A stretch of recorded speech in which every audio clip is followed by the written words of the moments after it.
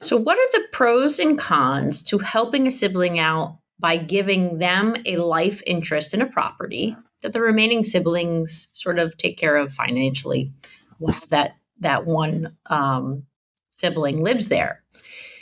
There could be some tricky nuances here, and I'd like to review them in just a second. Before I do so, I'd like you to think about a family member or a friend who's going through a tough scenario, but you were able to help them out a little bit because you shared this video ahead of time. We would appreciate it, as will your family or friend. I'm Valerie Zammitti, an estate planning attorney in New York and New Jersey, and we're here to educate everyone for free. So please drop your questions for us, and hopefully together we're going to help some folks along the way. Now, a life estate, I just want you to be aware, does require that life tenant contribute to the property during their life because they get the utilization of it. That typically includes maintenance, repairs, taxes, and all of the things that you would anticipate to maintain a home.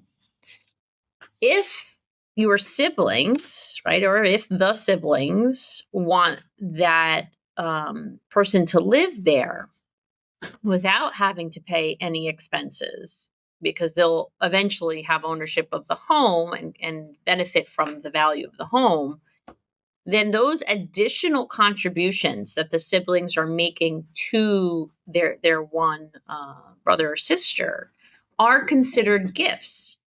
And depending on the amount of the cost that is being given to keep the property going, and of course the number of siblings we're talking about that are sharing in the cost, you really want to try to keep it under the annual gifting allowance, which right now is $18,000 per person. So each sibling could give $18,000 to the sibling who lives there, or on behalf of the sibling who lives there, to maintain it. So if you can imagine you only have two other siblings, one living in the house, that's $36,000 to kind of maintain the house. Whether or not that's enough, or if there's 3 siblings, 4 siblings, it obviously continues to go up. You also should consider very, very strongly here that if you're going to provide this one brother or sister with the right to live in the house during their lifetime, and the other siblings are covering the costs, what happens if one of those children decide, well, we're just not going to do this anymore?